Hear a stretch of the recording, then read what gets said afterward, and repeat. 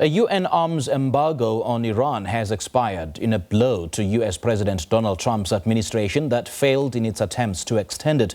The lifting of the embargo, part of the nuclear deal that Tehran signed with world powers in 2015. Iran's President Hassan Rouhani has hailed this latest move, saying the country is now free to procure weapons and equipment from any source.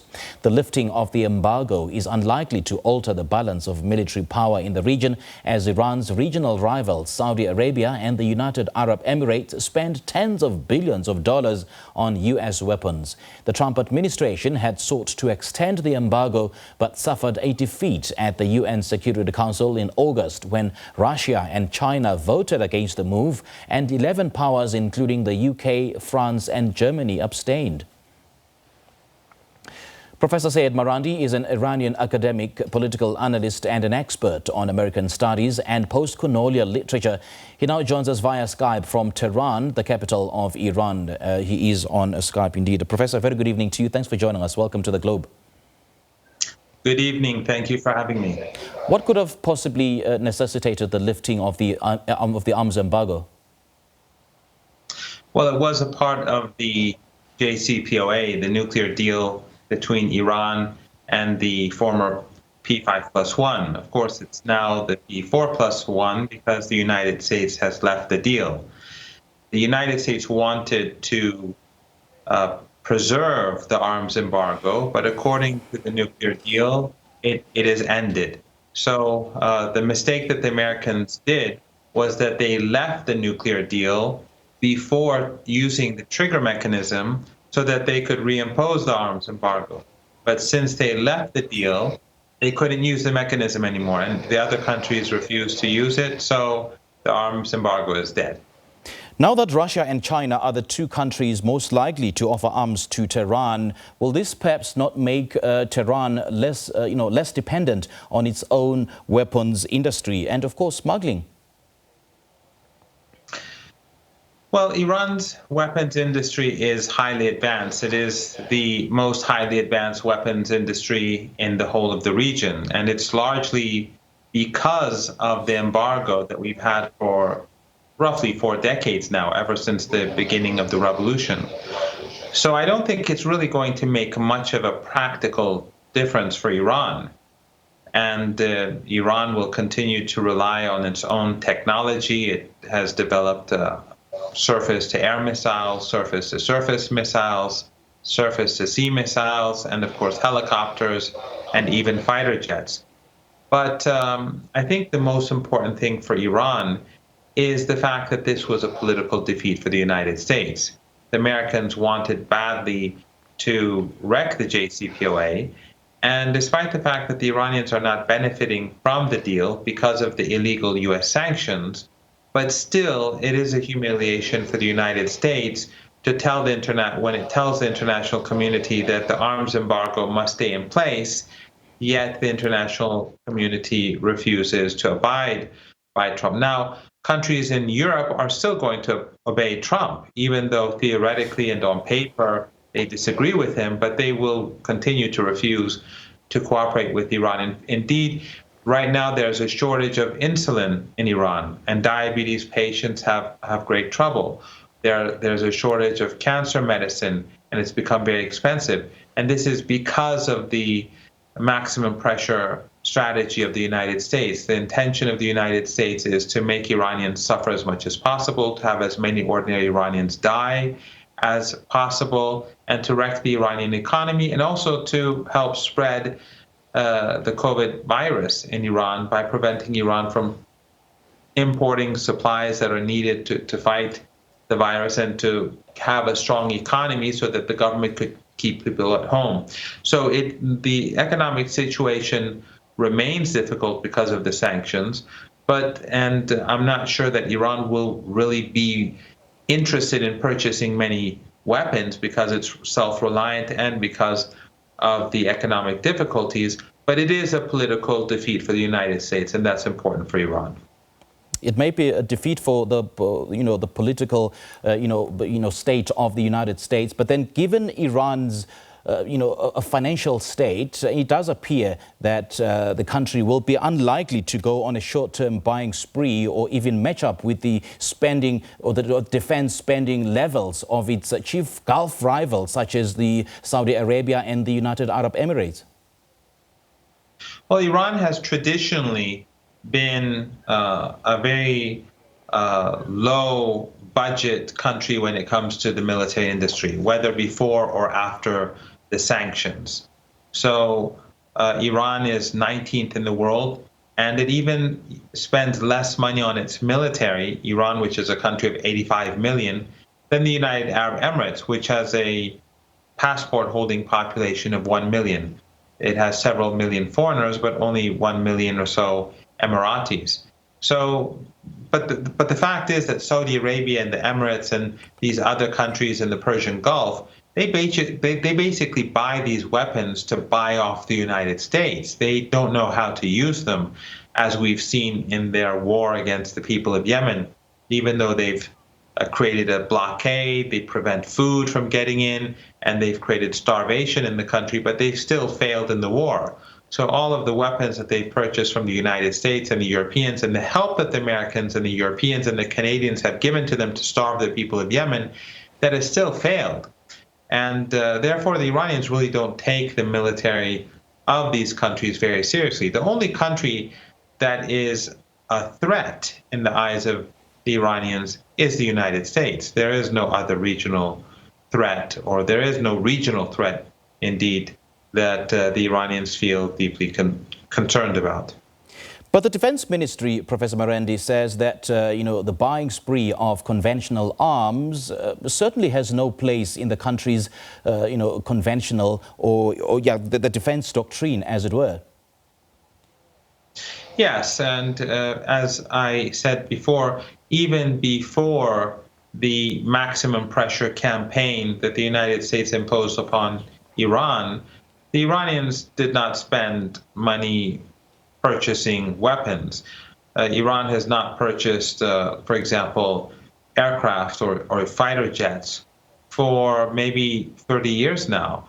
It now produces its own jets. They are not as good as some of the top quality jets that are being produced by the Russians, for example. But Iran is able to meet its own needs.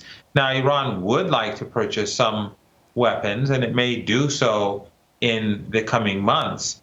For example, they may wish to purchase interceptors, a few. But Iran's drone technology is the best in the whole region. And it's even considered to be better than Russian and Chinese drone technology in many ways. So in certain respects, some of these the technologies or the weapon systems that exist that are very expensive are really not worth it for the Iranians. And we all know that the weapons industry is basically an industry that the Americans use to rip off the rest of the world. So Iran doesn't spend much. It's self-reliant. It produces jobs at home. And as I said, it's not really going to, the end of this embargo is not going to really change the situation for Iran. It's basically a political defeat or a political slap in the face to the U.S. government. And the fact that the Russians, the Chinese, and the international community all oppose Trump makes it more difficult for the United States. And as the United States is entering an economic crisis, and we have internal crises in the United States, the mood in Tehran is that in the coming months, it's going to become more difficult for the United States to impose or to continue to impose this maximum pressure strategy, which, as I said, is harming Iranians. As we speak, there's a shortage of insulin, and diabetes patients are in trouble right now. Or, for example, one of my PhD students, her daughter is dying of cancer, and there is a shortage of medicine, and the price of the medicine has gone up because the Americans are preventing Iran from importing and exporting and using the international financial system. And could that be the reason why Iran is more likely to purchase small numbers of advanced weapons and instead transfer the advanced technology domestically? Yes, that's what Iran has been doing for the last for decades. If you recall, a couple of years ago, the Iranians downed less than 2 years ago, I think the Iranians downed the most advanced drone that the Americans had, a drone that I think costs $200 billion roughly for the United States. So they downed it with an Iranian-made surface-to-air missile.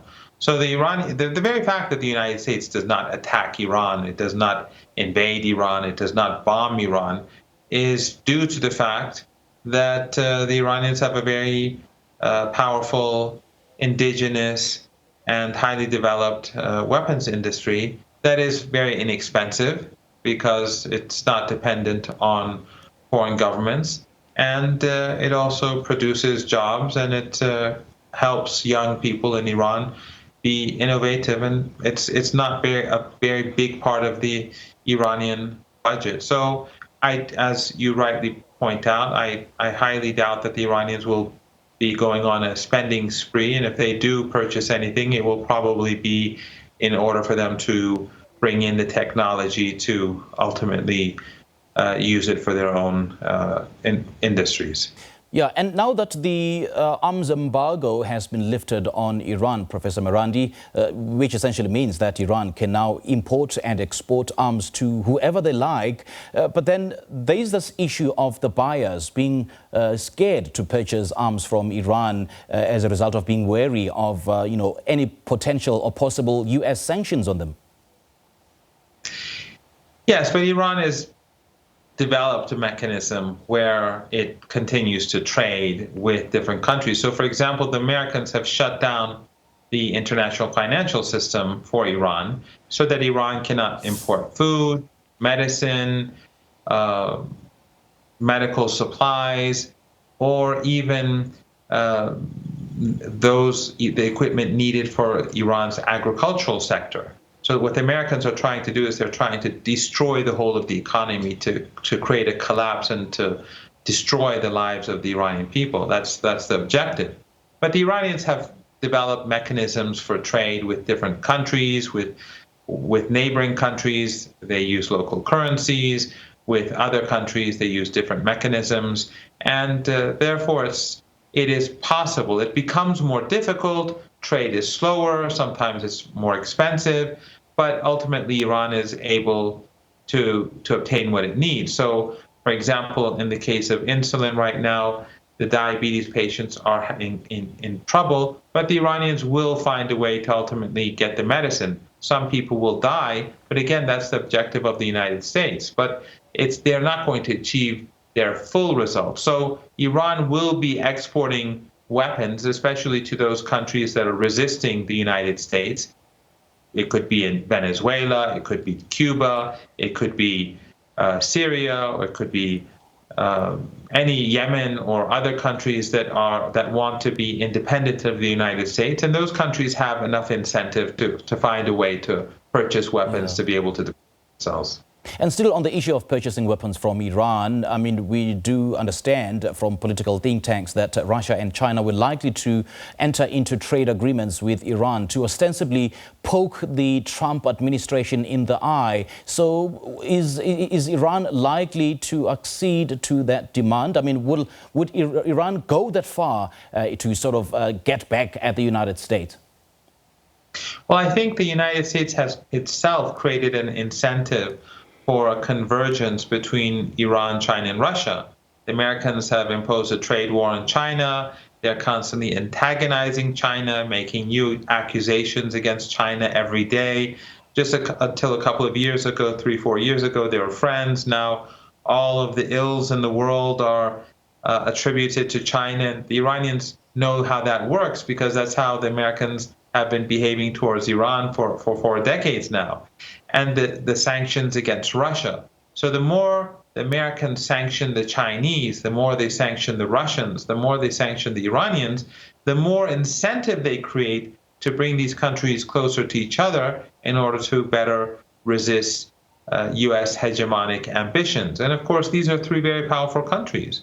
Russia is the largest country in the world with many natural resources. China is the fastest growing economy and arguably either the global largest economy in the world or It is about to become the largest economy in the world, and Iran is the regional superpower in West Asia. So the Americans have brought this upon themselves through irrational behavior, hostility, and this obsession with domination.